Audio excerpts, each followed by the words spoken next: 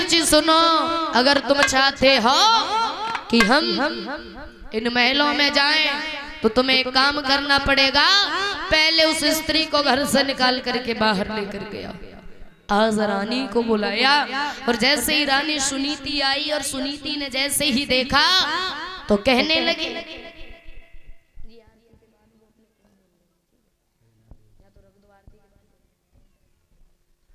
और लिख लो ठीक, आरती के बाद बोल दो।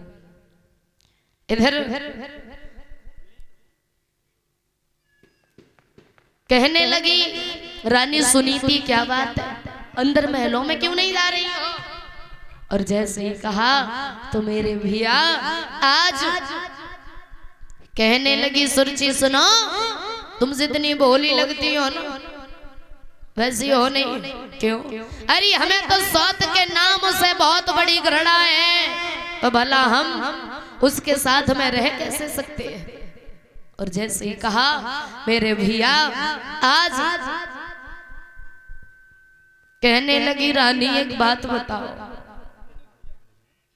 हमने अपने पति की दूसरी शादी करवाई, थोड़ा दुख था इसलिए, लेकिन आप कैसी बातें कर रही हो?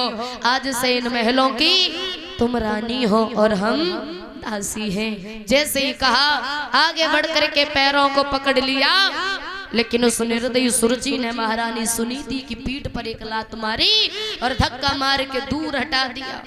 वो रानी रोने लगी और एक बात कही,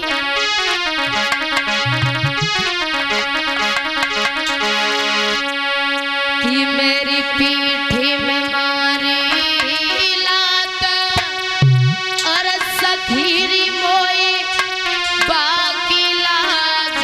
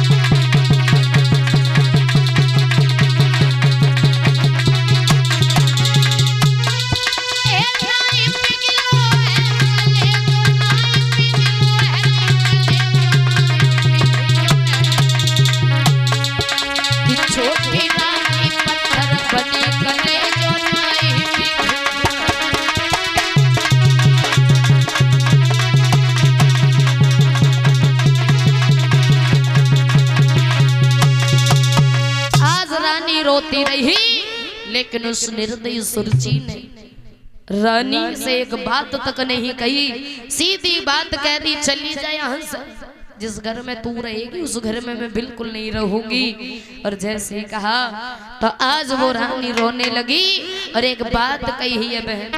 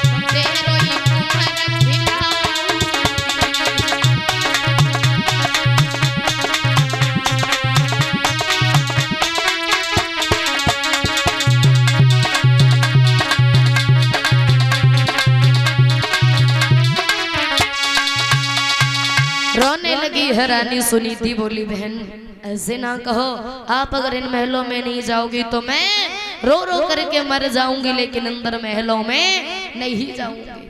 सुरची कहने लगी कल मरे सो आज मर जा, कोई फर्क नहीं पड़ता मुझे। कहने लगी सुरची सुन, अगर तू चाहती है कि मैं इन महलों में रहूं तो तुझे एक काम करना पड़ेगा। क्या? पहली बात तो ये है आज से इन महलों में मैं रहूंगी, तू नहीं रहेगी। क्यों?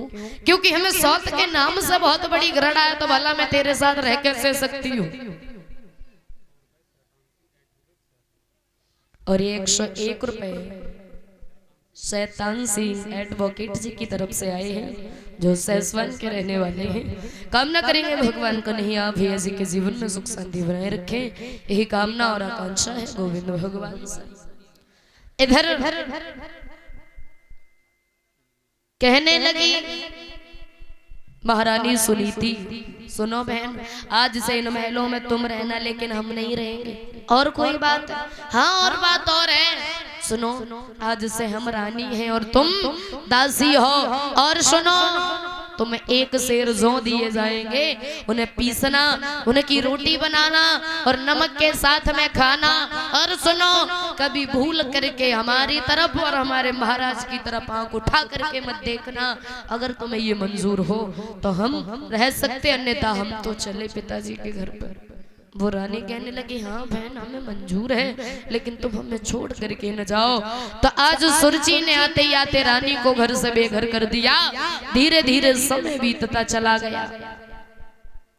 काफी समय जब बीत गया, रानी छत पर रहती है, कौआ और चिड़ियों को उड़ाती है, पटी हुई साड़ी दे दी, एक सेर जौ दे दी है, उनको पीसती है, रोटी बनाती है, नमक के साथ खाती है। अब जरा विचार करना, वो रानी जो सुंदर सुंदर भोजन खाने वाली आज वो जौ की रोटी खा रही है। क्यों खा रही है? सिर्फ एक संतान के पीछे। संतान के पीछे माँ बाप बहुत कष्ट सहन कर लेते हैं। धीरे धीरे समय बीतता चला गया मेरे भैया। आज 6 महीने जब बीत गए, रात्रि का समय था, रानी सुनी थी, उठ करके बैठ गई और मन में विचार करने लगी, ये प्रभु कैसी है हमारी जिंदगी, ऐसी जिंदगी से तो हम मर जाएं वो ही ठीक है। आज उठ करके चल दी वो रानी सुनी और मन में विचार करती है कि क्या खबर थी हमें एक बेटा बिना, जिंदगी धूल में और मिल जाएगी, क्या खबर थी हमें।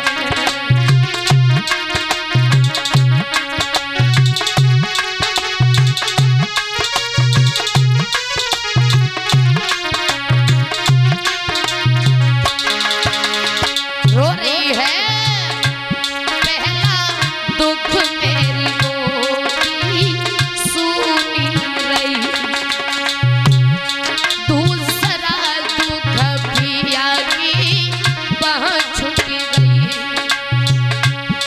तीसरा दुख किस्मत कहाँ ले गई, इसी गम में मेरा दम निकल जाएगा, क्या खबर थी हमें एक बेटा बिना, जिंदगी धूल में मिल जाएगी, क्या खबर थी हमें।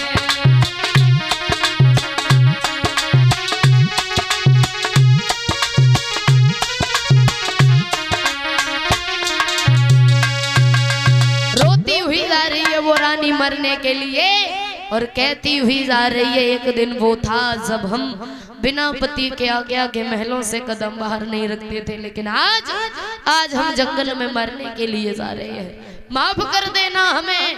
और वो रानी रो रही है और कहती है कि कोई याद पिया तेरी आई रही है, मैं तो जा रही हूँ।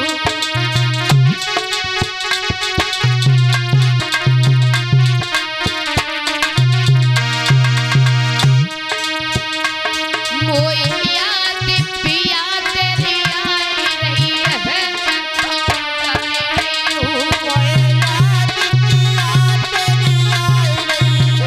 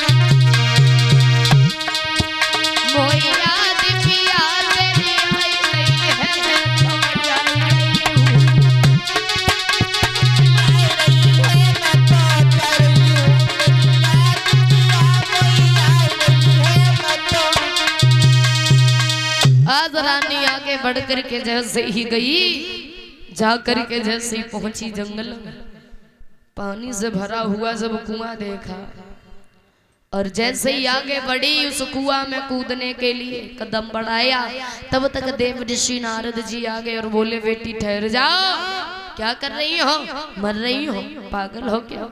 सुनीति बोली बाबा आपको क्या लेना देना, और तुम इस जंगल में किस स्त्री से बातें करते हुए तुम्हें थोड़ी सी भी लज्जा नहीं आती? नारद बोले बेटी हम भगवान के भक्त हैं, हमारा काम है इधर उधर घूमने का, भगवान का भजन करता रहता हूँ, एक जगह नहीं बैठता हूँ। कहने लगी रानी सुनीति तो तुम यहाँ क्या करने के लिए आए? नारद बोले बेटी तुम मर क्यों रही थी ये बताओ, इस कुआं में क्यों कूद रही थी? सुनीति कहने लगी तुम तो भगवान के भक्त हो, तो तुम खुद पता लगा सकते हो कि हम इस जंगल में क्यों मरने के लिए आए हैं। कहने लगे देव ऋषि नारद तुम देखने में तो किसी राजा की रानी लगती हो, लेकिन तुम मरने के लिए आई हो, तुम्हारे घर में किसी भी संतान ने जन्म नहीं लिया है इसलिए। लेकिन बेटी जाओ, हम तुम्हें वचन देते हैं कि तुम्हारे घर में इतना सुंदर पुत्र जन्म लेगा जो दुनिया वाले लोग तुम्हारे बेटे का नाम लिया करेंगे। रानी हंसने लगी और हंसने के बाद फिर रोने लगी और एक बात कही बाबा नारद आज तक हम ये सोचते थे कि दुनिया वाले झूठ बोलते हैं, लेकिन आज पता चला ये संत महात्मा लोग भी झूठ बोलते हैं। क्यों? क्योंकि 6 महीने गुजर गए पति की सूरत को नहीं देखा है और तुम कह रहे हो संतान होगी। नारद बोले बेटी एक कहावत तो सुनी होगी तुमने, संत वचन मोर वचन चाहे पड़ जाए फीका, लेकिन संत वचन पत्थर की लिखा, संत की कही हुई बात कभी झूठी नहीं हो सकती है। इसलिए आज लौट जाओ घर पे और सुनो, कुछ समय तक इंतजार करना, अगर तुम्हारे घर कोई संतान जन्म न ले, न तुम कहीं चली जाओगी, न ये कुआं कहीं चला जाएगा, आना और आकर के गिर जाओ।